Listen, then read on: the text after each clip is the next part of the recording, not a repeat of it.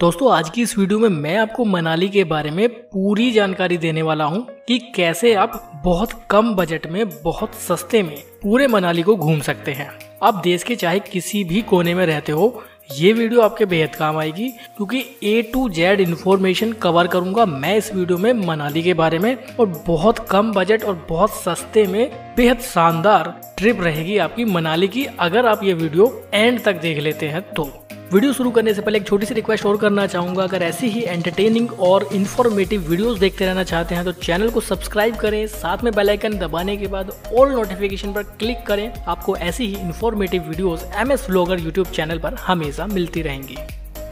Video पसंद आए तो लाइक और शेयर जरूर करना। दोस्तों सबसे पहले बात करते हैं कि आप मनाली पहुंच कैसे सकते हैं। मनाली पहुंचने के मैं 5 तरीके आपको बताता हूं। पहला है फ्लाइट। मनाली का जो नियरेस्ट एयरपोर्ट है वो है कुल्लू मनाली एयरपोर्ट जो भुंतुर में स्थित है। वहां से कुल्लू का डिस्टेंस 10 किलोमीटर और मनाली का डिस्टेंस 50 किलोमीटर है, लेकिन बहुत एक्सपेंसिव हो जाता है फ्लाइट से मनाली पहुंचना। मैं आपको सबसे सस्ता तरीका बताऊंगा। दूसरा तरीका है रेलवे। नियरेस्ट रेलवे स्टेशन है चंडीगढ़, पठानकोट और कालका। चंडीगढ़ से मनाली की दूरी 291 किलोमीटर, पठानकोट से 298 किलोमीटर, वहीं कालका से 282 किलोमीटर है। अगर आप ट्रेन से आने के इच्छुक हैं तो आप देश के किसी भी कोने से इन तीनों में से किसी भी सिटी में पहुंच सकते हैं। वहां से आपको बसेस के ऑप्शन मिल जाएंगे। अगर आप वॉल्वो बस चाहते हैं तो वो भी अवेलेबल है, जिसके चार्जेस 1000 रुपए से 2000 रुपए तक रहेंगे। चाहे तो ऑर्डिनरी बस ले सकते हैं हिमाचल प्रदेश की, जिसमें 500 से 600 रुपए चार्ज लिया जाएगा चंडीगढ़, पठानकोट या कालका से मनाली तक का। ये भी एक बेस्ट ऑप्शन रहता है अगर आप सस्ती यात्रा करना चाहते हैं तो। तीसरा एक तरीका है कि आप अपनी बाइक,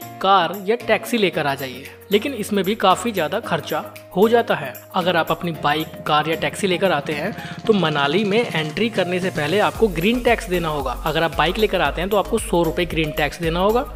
अगर आप 5 सीटर कार लेकर आते हैं तो 200 रुपए का ग्रीन टैक्स देना होगा। इससे ज़्यादा बड़ी कार लाते हैं तो 300 रुपए ग्रीन टैक्स पे करना होगा। वहीं बसेस और टेम्पो ट्रैवलर को 500 रुपए ग्रीन टैक्स पे करने के बाद ही आपको एंट्री मिलेगी मनाली में। चौथा तरीका है कि आप किसी ट्रैवल एजेंट के थ्रू अपने टूर को बुक कर लीजिए, वो भी एक तरीका है मनाली को एक्सप्लोर करने का। पांचवा और सबसे बेस्ट तरीका है बस। बसेस में आपको ऑप्शन मिल जाते हैं कि आप वॉल्वो से चले जाएं, सेमी वॉल्वो ले लें या फिर ऑर्डिनरी बस। वॉल्वो बस की किराए की बात करता हूँ तो 1400 रुपए से लेकर 2450-2500 तक का टिकट बनता है वॉल्वो बस में, जो काफ़ी ज़्यादा कॉस्टली हो सकता है। मैं आपको एक तरीका बताता हूँ कि आप ऑर्डिनरी बस से भी मनाली जा सकते हैं। दिल्ली से मैं अगर बात करूँ तो दिल्ली से भी ऑर्डिनरी बस चलती हैं, चंडीगढ़ से भी ऑर्डिनरी बस आपको मिल जाएंगी। ऑर्डिनरी बस और वॉल्वो बस में अंतर सिर्फ AC का और नॉन AC का होता है। सीट्स थोड़ी सी ऑर्डिनरी बस में और सेमी वॉल्वो बस में डिफरेंट होती है, लेकिन किराया भी बहुत कम होता है। मात्र 600 से 700 रुपए का किराया लगता है दिल्ली से मनाली का ऑर्डिनरी बस में। अगर आपको सबसे सस्ता तरीका जानना है तो वही सबसे सस्ता तरीका है। इसकी बुकिंग आप ऑनलाइन भी कर सकते हैं, ऑफलाइन भी ले सकते हैं। ऑनलाइन बुक करने के लिए आप HRTCHP की वेबसाइट online-hrtchp.com पर जाकर ऑनलाइन टिकट बुक कर सकते हैं और अपनी सीट को रिजर्व कर सकते हैं। तो ये था तरीका मनाली पहुंचने का। 5 अलग अलग तरीके मैंने मनाली पहुंचने के बताए। जो आपको बेस्ट लगे आप वो कर सकते हैं। आप देश के किसी भी कोने में हैं, आप इन्हीं 5 में से किसी एक तरीके से मनाली पहुंचेंगे। चॉइस आपकी, बजट आपका। दूसरी चीज, मनाली पहुंचने के बाद आती है माइंड में होटल। होटल बुक करने के भी 3 अलग अलग तरीके हैं। आप ऑनलाइन होटल बुक कर सकते हैं। ऑनलाइन अगर आप अभी भी चेक करेंगे तो 1000 रुपए से लेकर मैक्सिमम रुपए तक के होटल आपको मनाली में देखने के लिए मिल जाएंगे। और अगर आपने किसी ट्रैवल एजेंट के थ्रू पूरा टूर बुक किया है तो वो अपने होटल में आपको स्टे कराएंगे। तीसरा और सबसे बेस्ट ऑप्शन है कि आप ऑन द स्पॉट होटल को बुक करें। देखिए, अगर आप इंडियन हैं, हिंदुस्तानी हैं, तो आपके अंदर एक क्वालिटी तो जरूर होगी बार्गेनिंग करने की, और बार्गेनिंग करना सबसे बेस्ट है मनाली जैसे शहर के अंदर।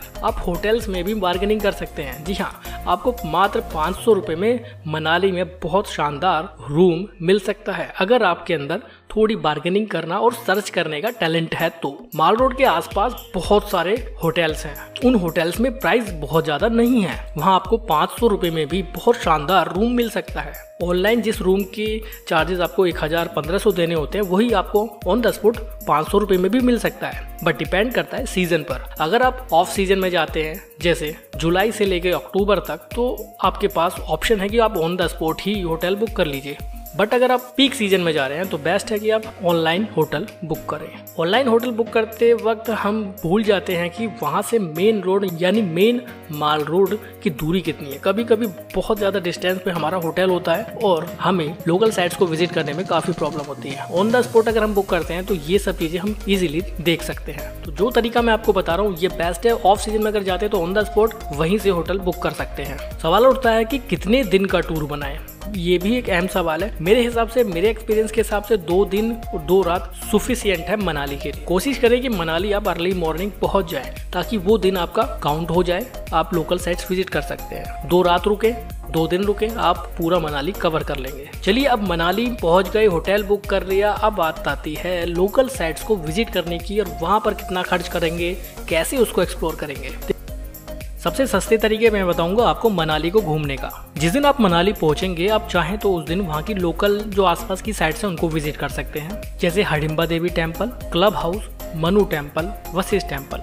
अगर आप इसके लिए टैक्सी वालों से बात करते हैं तो 1200 रुपये चार्ज करेंगे और इन सभी साइट्स को आपको घुमा लाएंगे। बट मेरा मानना है कि आप इसमें पैसा इन्वेस्ट ना करें, क्योंकि ये सभी जगह मनाली में बेहद पास में स्थित है। आप चाहें तो पैदल भी इन सब साइट्स को कवर कर सकते हैं। 4 से 5 किलोमीटर आपको पैदल चलना होगा और आप सारी साइट्स विजिट कर सकते हैं। एक छोटा सा सर्किट पूरा करना होगा। माल रोड से आगे की तरफ लेफ्ट हैंड से जो रास्ता जाता है वहां से जाइए, हडिम्बा देवी टेम्पल को कवर कीजिए, डुंगरी वन विहार भी वहीं पे मौजूद है और नीचे उतर के क्लब हाउस और मनु टेम्पल करके वापस माल रोड तक आ सकते हैं। 4 से 5 किलोमीटर आपको पैदल चलना होगा और आपकी सारी साइट्स विजिट हो जाएंगी और आप 1200 रुपये बचा सकते हैं। तो मेरा एक्सपीरियंस ये कहता है कि जब हम मनाली घूमने जाते हैं तो थोड़ा पैदल ट्रैक भी करना चाहिए, वहाँ के माहौल को एंजॉय करना चाहिए, वहाँ की लोकल साइट्स को एंजॉय करना चाहिए। और पूरा जो 4 से 5 किलोमीटर आपको पैदल चलना होगा, इसमें आप ओल्ड मनाली भी देखेंगे, वहाँ के ऊंचे ऊंचे देवदार के पेड़ों के जंगल भी देखने को मिलेंगे। तो मेरा मानना है कि आप पैदल भी इसको कर सकते हैं और आप पैसे बचा सकते हैं। हडिम्बा देवी टेम्पल में कोई एंट्री टिकट नहीं लगता है। डुंगरी वन विहार में एंट्री टिकट लिया जाता है। 8 साल से छोटे बच्चों के लिए 5 रुपए का और एडल्ट के लिए 10 रुपए का चार्ज लिया जाता है। बच्चों के लिए और बड़ों के लिए, सभी के लिए बहुत अच्छी जगह, आप एंजॉय कर सकते हैं। उसके बाद अगर आप क्लब हाउस आते हैं तो क्लब हाउस में एंट्री टिकट 25 रुपए है एडल्ट की और 10 साल से छोटे बच्चों के लिए 10 रुपए की एंट्री टिकट है। क्लब हाउस में आप एडवेंचर एक्टिविटी भी कर सकते हैं। इंडोर एक्टिविटी और आउटडोर दोनों ही एक्टिविटी आप कर सकते हैं, जैसे zip line, boating, river crossing, snowball. बहुत सारी एक्टिविटी क्लब हाउस में ही होती हैं। आप डे 1 में इन सब चीज़ों को कवर कर सकते हैं। अगर आप मनाली आते हैं तो मेरा एक्सपीरियंस ये कहता है कि क्लब हाउस जरूर जाइएगा, तब आपकी ट्रिप आप अच्छे से एंजॉय कर पाएंगे। तो ये सारी साइट्स आप पैदल ही कवर कर सकते हैं। आपको किसी भी तरह के ट्रांसपोर्ट पर पैसा खर्च करने की जरूरत ही नहीं है। डे 2 में आप सोलांग वैली जा सकते हैं। बेस्ट और सबसे अच्छा ऑप्शन है कि आप सोलांग वैली भी जाएं। सोलांग वैली जाने का क्या तरीका है? अगर आप टैक्सी हायर करते हैं तो 1200 रुपये वो चार्ज करेंगे राउंड ट्रिप का। अगर ऑटो बुक करते हैं तो 600 रुपये राउंड ट्रिप का चार्ज करते हैं। टैक्सी में ज्यादा लोग आ जाते हैं, ऑटो में मात्र 3 ही लोग आएंगे। आप चाहें तो बाइक भी हायर कर सकते हैं। 500 रुपये से लेकर 1500 रुपये तक की बाइक पर डे के रेंट पर आपको मिल जाएगी। 150 से 200 रुपये का पेट्रोल उसमें लगेगा एक्स्ट्रा और आप सोलांग वैली जा सकते हैं। और एक ऑप्शन है, आप हिमाचल प्रदेश की जो बसेस हैं रोडवेज, उनसे जा सकते हैं। मात्र 20 रुपये का टिकट लगता है, सोलांग वैली आपको वो ड्रॉप कर देंगे। चॉइस आपकी, बजट आपका जो अच्छा लगे वो बुक कर दीजिए और उसी से चले जाइए। लेकिन एक ऑप्शन आपको मिलता है, ऑटो से जाते वक्त आप सोलांग वैली के साथ साथ वशिष्ठ टेम्पल भी कवर कर सकते हैं। ऑटो वाले को आपको 100 रुपये एक्स्ट्रा देने होंगे, वो 600 प्लस 100 700 रुपये में आपको Solang valley plus Vashishtha temple भी कवर करा देगा। सोलांग वैली जाते वक्त रास्ते में ही एक अलग रास्ता है जो वशिष्ठ गाँव तक जाता है। वशिष्ठ गाँव में ही वशिष्ठ टेम्पल और राम टेम्पल है, वहाँ पर गर्म पानी के कुंड भी हैं, आप उन मंदिर में भी दर्शन कर सकते हैं। चलिए बात करते हैं सोलांग वैली की।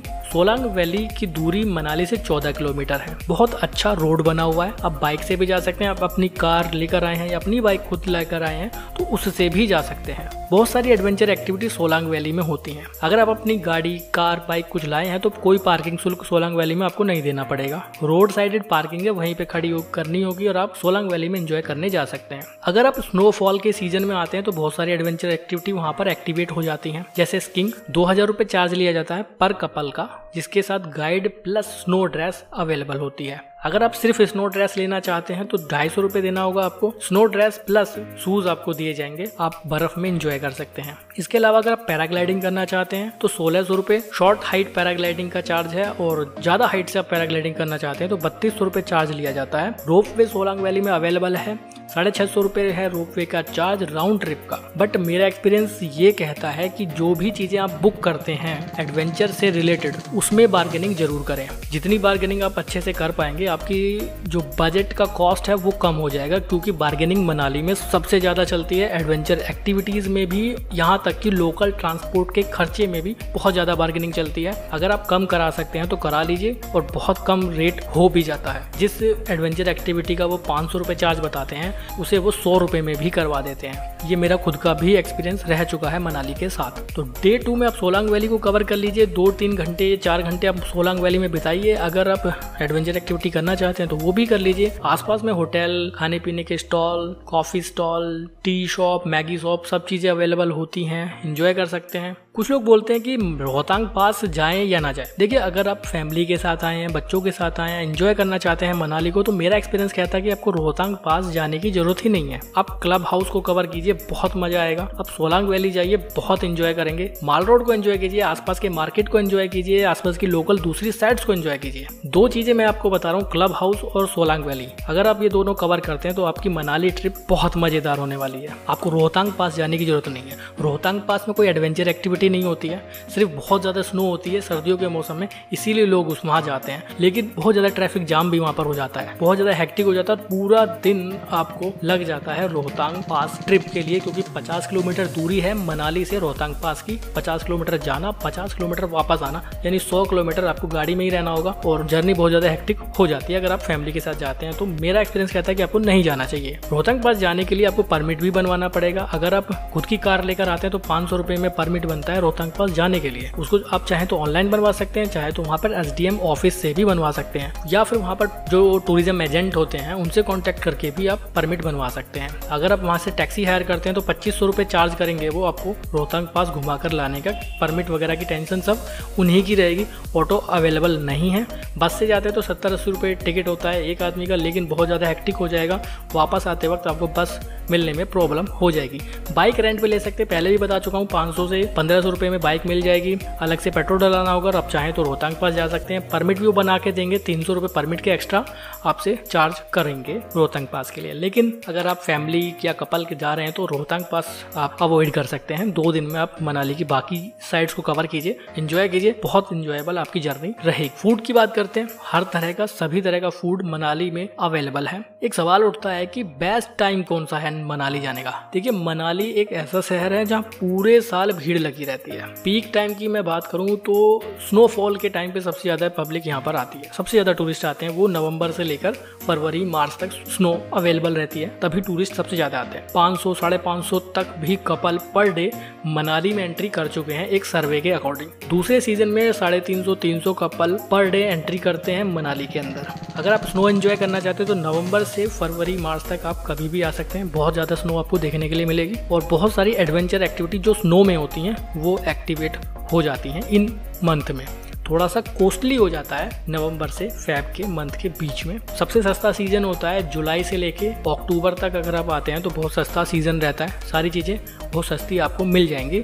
बट स्नो वाली एडवेंचर एक्टिविटी आपको देखने के लिए नहीं मिलेंगी। चलिए अब बात करते हैं बजट की, कि कितना बजट हमारा लग सकता है। देखिए, अगर आप 2 लोग जाते हैं तो जिस तरह से मैंने ट्रिप को बनाया है, जिस तरह से मैंने आपके सामने ये चीज़ें रखी हैं, अगर आप 2 लोग जाते हैं तो आप 6 से 6.5 या 7 हज़ार मैक्सिमम में ये पूरी ट्रिप एंजॉय कर सकते हैं। दिल्ली से मैं रेट बता रहा हूँ। अगर आप इस तरह से ट्रिप को मैनेज करेंगे तो आप 6.5, 7 या 6 से 7 के बीच में इस पूरी ट्रिप को एंजॉय कर लेंगे, और बहुत आपको मजा आने वाला है। थोड़ा और कॉस्ट बढ़ाते हैं और भी ज़्यादा चीज़ें आप इसमें ऐड कर सकते हैं, वो आपके बजट पर डिपेंड करता है। मैंने मिनिमम बताया, मेरा मकसद था मैं सबसे कम से कम में आपको मनाली की ट्रिप बता सकूँ कि कैसे कर सकते हैं। मेरा मकसद ही, MS व्लॉगर का मकसद ही होता है कि सबसे सस्ता तरीका अपने व्यूवर्स को बता सकें कि वो परेशान ना हो किसी भी शहर को घूमने में।